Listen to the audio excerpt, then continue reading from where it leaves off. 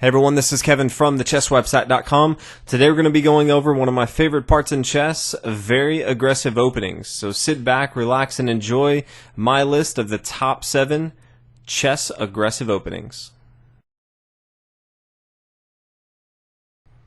Number 7 on the list, we have the Danish Gambit, one of the more common openings that you'll see. Pawn e4, pawn e5, and white just starts giving up material as fast as possible, starting with pawn to d4. After it takes, the pawn's just going to come up here to c3, allowing his opponent to continue to take that material. Again, his opponent doesn't have to, but the intent would be for this opponent to take. Bishop here to c4, not even worrying if black takes more material. If black does continue to take, bishop here to b2, all of a sudden white is down 2 pawns in material, but as you can see, he has a very aggressive setup. Both of his bishops are both eyeing down on this king side. Black has none of his pieces involved into the game. White has a fairly open lane for his queen to get involved. Both sides of the board in the middle very easily. Can get his knights very easily involved. Castle queen side or king side, depending on if he needs some safety or if he wants to be very aggressive. So Danish Gambit, definitely one of the openings that you'll get a lot of opportunities to play. So definitely makes my list of the best chess aggressive openings. Number 6 on our list is the Cochrane Gambit, definitely one of my favorites. After pawn to e4, pawn e5, knight here to f3, pretty common moves from both sides. If black tries the Petrov defense, which is not the most common, but you do see it every now and then, white's usually going to respond with knight to e5, followed by pawn to d6, kicking this knight back. The knight usually comes back here to f3, and then we see the knight take here on e4, and things continue. But this is kind of boring, and I like aggressive openings, so instead of white moving his knight back, in the Cochrane Gambit, he's actually going to play knight to f7. Now, he's going to be giving up his knight early on. Now, black pretty much needs to take this material, or else he's going to lose his queen or his rook, which seems extremely bad. So he needs to take this, but this is going to be completely fine. This is what white wants in this position. He's given up a knight and material, and in exchange, he has 2 pawns, and his opponent's king is wide open, and white can pretty much attack it the rest of the game. So there's a separate video on that, so I won't go into it, but definitely a fun, aggressive opening. The next aggressive opening to make our list is the Scotch Gambit. Starts out with pawn to e4, pawn e5. I love pawn e4 openings. Knight to f3, knight c6, and then pawn to d4. This is the Scotch game. The Scotch game is typically pretty slow, pretty boring, and so someone came up with the Scotch Gambit, which makes it all the more interesting. So after the pawn takes here on d4, white's going to forego taking this material here on d4. You know, you could see an exchange of the knight and the knights here, but instead white's going to play bishop here to c4, and he's going to have a very strong attack that he's going to start. So again, the Scotch Gambit, if you're definitely looking for a way to kind of spice up the Scotch game, this is definitely your opening. The next aggressive opening to make our list, you guessed it, it is the King's Gambit, my favorite personal opening to play.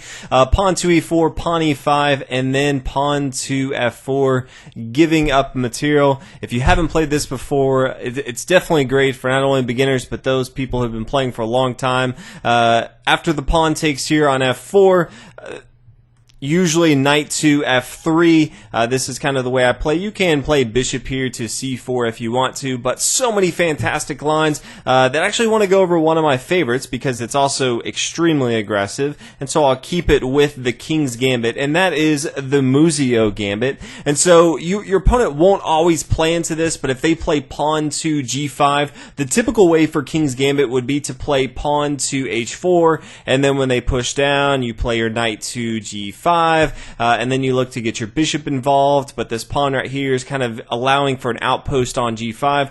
The Muzio Gambit just doesn't really care about all that. It's always trying to get more pieces involved into the action, so it plays bishop here to c4. The pawn's going to push forward, attacking this knight. White doesn't care. White's just going to castle on the king side and pretty much give up that material. So after the pawn takes, the queen takes right here. And all of a sudden, if you look at this setup, the king side's kind of weakened for black. He has no pieces really involved into the action except this lowly pawn here on f4. All of a sudden, from White's perspective, he's castled. He's got his queen involved. He's got his bishop involved. Things are going to be very, very difficult for black to kind of hold on to all the aggression that White has. So not only is the king's gambit pretty fun and aggressive, but the Muzio gambit takes it to a whole nother level. The next aggressive opening we're going to be looking at is the Halloween Gambit. It is extremely risky, but it is so much fun to play. Starts out with pawn to e4. If people are curious why e4 is a pretty common occurrence, this opens up the door for the light square bishop to get the queen involved into the game. Usually e4 is a much more aggressive opening, so that's why a lot of the openings have e4 in it. But pawn to e5, and then we have kind of the four knights game, so knight to c3, after knight to c6, then we have knight to f3, and the Halloween's gambit is knight taking here on e5, which seems a little crazy, and it is, which is why it makes the video. Knight taking here on e5, the pawn's going to push forward to d4. If the knight comes back here to c6, we kind of just push forward again. We can kind of force it to come back here, so very aggressive, just continuously pushing, forcing black to really just move his knights across the board. He could try another knight move, but all in all, White's just going to be pushing forward with his pawns, trying to control the center, get his bishop involved. His queen has some support right here. Definitely a fun opening, and although White's down in material, many times if black doesn't play perfectly, White can get that back. So definitely a fun opening, but very risky as well. The next aggressive opening we're going to be looking at is our only opening from black's perspective, and it is the Latvian Gambit.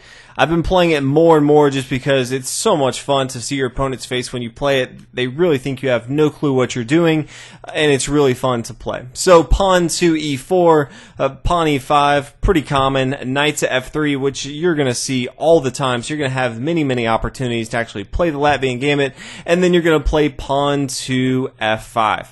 Pretty crazy opening. There's a lot of different ways that White can respond to this, especially if they've never seen it. They may try something super crazy, so that's why there's another video specifically about that. But the Latvian Gambit is extremely aggressive, opening up the king side over here. There's a lot of different ways to bring the bishop here to c5 and actually give up material, even the rook or the queen if you want to, and just go ahead and attack this square here on f2. So a lot of different ways you can do this. But no matter how you slice it, the Latvian Gambit is definitely one of the best aggressive openings. Rounding out our list of best aggressive openings is the fried liver attack. It's just so much fun. I had to include it on the list. Pawn to e4, pawn e5, knight f3, knight c6, bishop here to c4. Gotta love the light square bishop in an aggressive opening.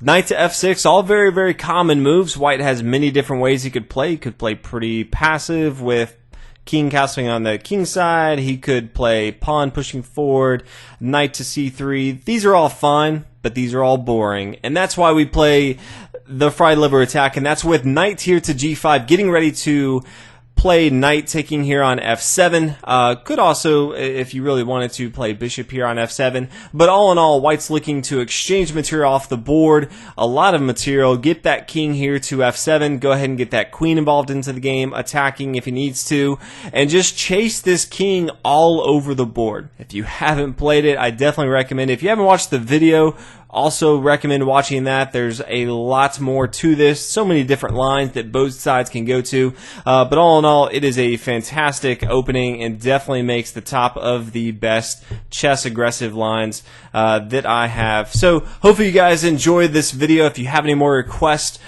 for top video openings or anything else you'd like to see, let me know. If you have some other aggressive openings that I didn't include in this list, feel free to leave a comment, let me know. I'm always looking for some great aggressive openings in chess, but hopefully you guys enjoyed this video. I'll see you on the next one. Thanks for watching.